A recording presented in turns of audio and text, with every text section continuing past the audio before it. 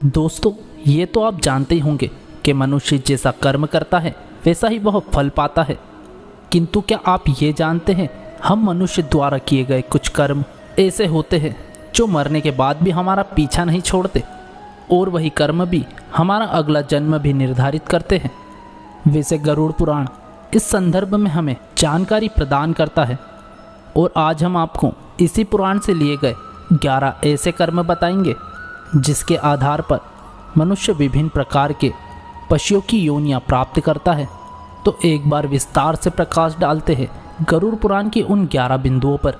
नमस्कार, आपका एक बार फिर से स्वागत है अपने YouTube channel search story TV में। नंबर 1, मित्र से छल करने पर। दोस्तों, इस संसार में मित्रता का रिश्ता बड़ा ही अनूठा होता है। कहते हैं समय आने पर एक सच्चा मित्र अपने मित्र के लिए अपने प्राणों की आहुति भी दे देता है। किंतु दोस्तों, तब क्या हो जब कोई अपने सच्चे मित्र को ही ठगने लगे।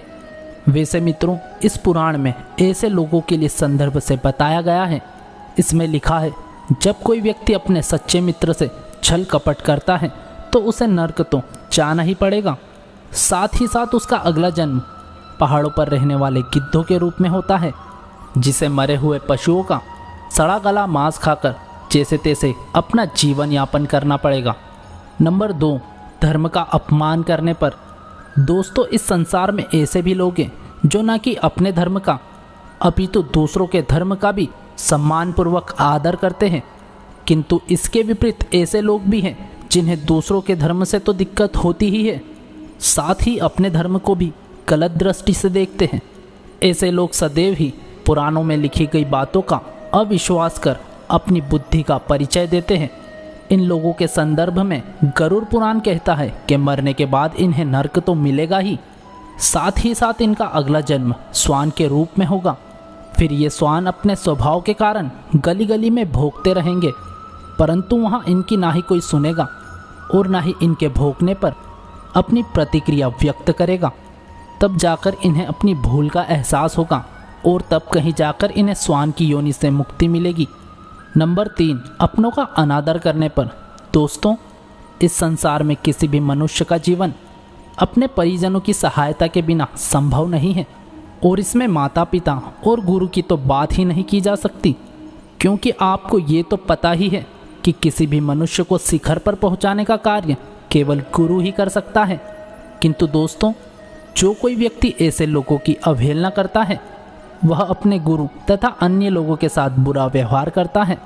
वह मृत्यु उपरांत पुनर्जन्म तो लेता है, पर कई बार प्रयास करने के बाद भी वह गर्भ से बाहर नहीं आता है, अपितु गर्भ में ही उसकी मृत्यु हो जाती है। नंबर 4, ज्ञान को ना बांटने वाला। दोस्तों, आप तो जानते ही हैं हमारी सनातन संस्कृति में ब्राह्मणों का कितना अधिक महत्व है। संसार के प्रत्येक ब्राह्मण का यह कर्तव्य है, जो कोई जजमान अथवा शिष्य कैसा भी हो, भले ही वह ब्राह्मण देव को उनकी इच्छा उपरांत दक्षिणा प्रदान करने में असमर्थ क्यों न हो, किंतु ब्राह्मण देह को चाहिए कि वह उनकी शिक्षा से उनका भी कल्याण करे। दोस्तों, अगर कोई ब्राह्मण ऐसा करता है तो इस जन्म में उसकी ख्याति खराब तो होगी ही, साथ ही उसे अगले जन्म में पेल बनकर आना होगा और फिर उसे आजीवन अपने कृत्यों पर पश्चाताप करना पड़ेगा। नंबर 5, चालाकी करने वाला।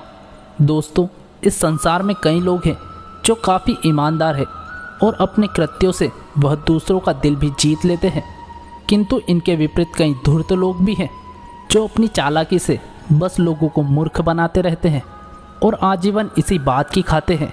किंतु इन मूर्खों को यह पता नहीं है कि ये संसार ऐसे ही नहीं चल रहा है, अपितु इसे चलाने वाला दूर कहीं बैठकर इनके सभी कृत्यों को देख रहा है।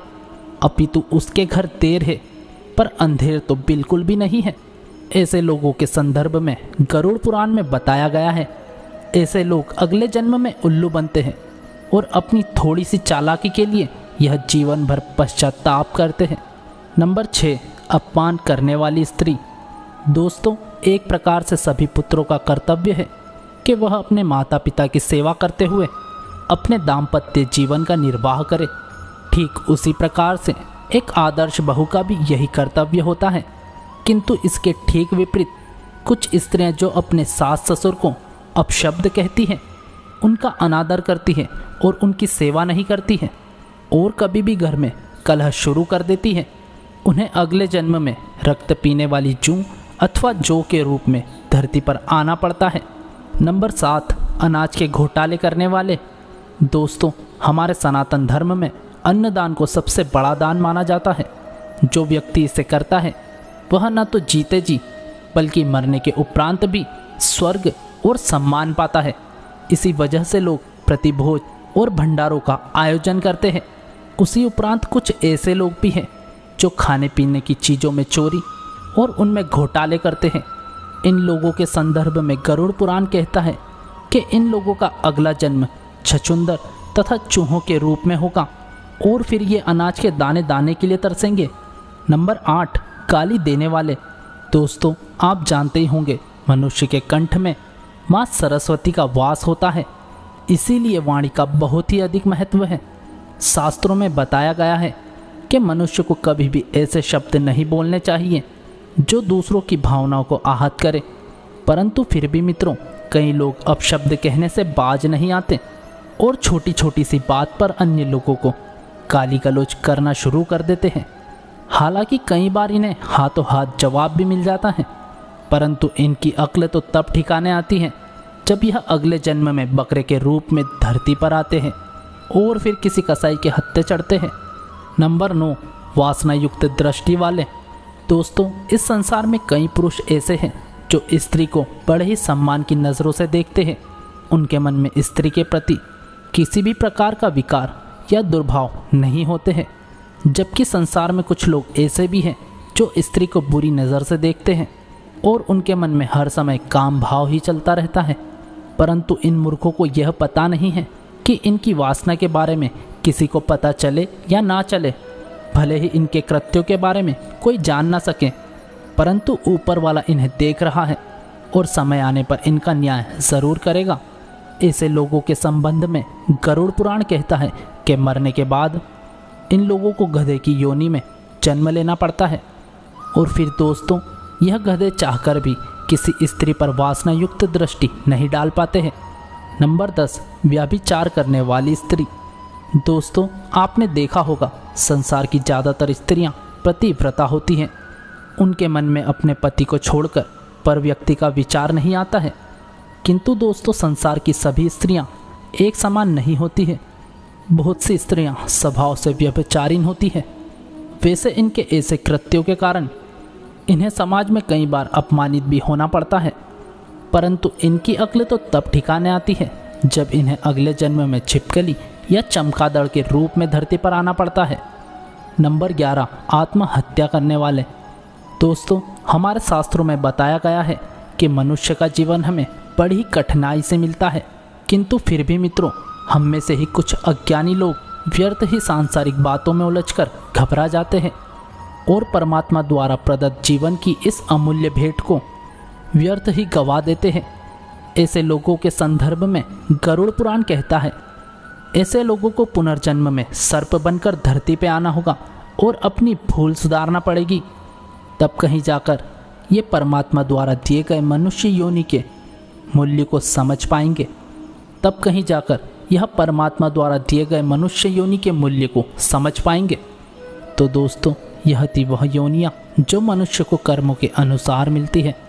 इसीलिए कहा जाता है, यदि जीवन में आए हो तो कुछ अच्छे कर्म करो ताकि मरने के बाद उत्तम लोगों की प्राप्ति हो सके। इसी के साथ हमारी यह विशेष जानकारी भी यहीं समाप्त होती है। आशा करते हैं आपको यह वीडियो अच्छी ज़रूर लगी होगी। तो ऐसे ही और भी वीडियो देखने के लिए हमारे चैनल को सब्सक्राइब ज़रूर करिएगा। फिर मिलते हैं अगली वीडियो में, तब तक के लिए बहुत बहुत धन्यवाद। जय श्री कृष्णा।